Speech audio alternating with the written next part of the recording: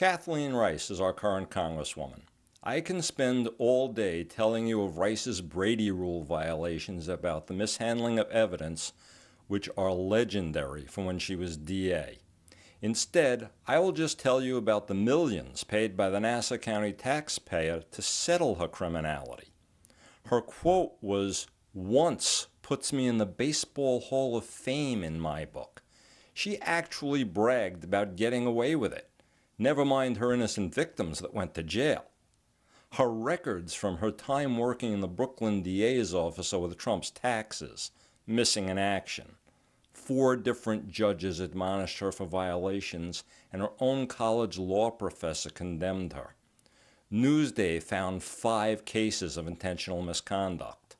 There's more, much more, but I want to concentrate on her time in Congress. First, there's the fiduciary rule.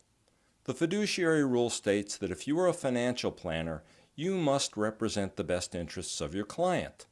You can't take money from some company selling a financial product and sell it to your client who doesn't know any better when it isn't good for them.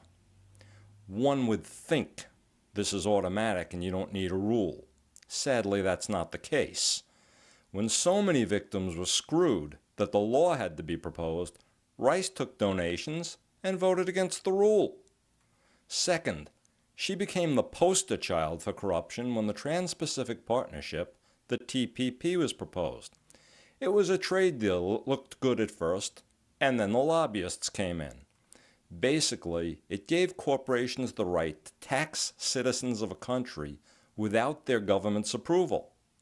Don't try to wrap your head around it. It's as crazy as it sounds. Rice was against it, then took the money and sold you out.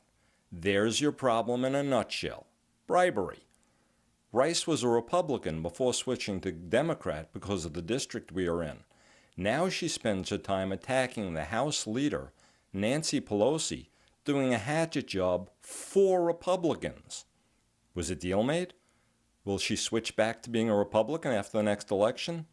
Nobody I've talked to has a better explanation. All this from someone who never voted until she was 37 years old and ran for office, and said, and I quote, "I was too busy." Let that sink in. Rice is politics as usual. If you want someone who will represent the voters and not the donors, now you have your chance. It won't come again. Vote for Bob Shanlin in the Democratic primary on September 12, 2018.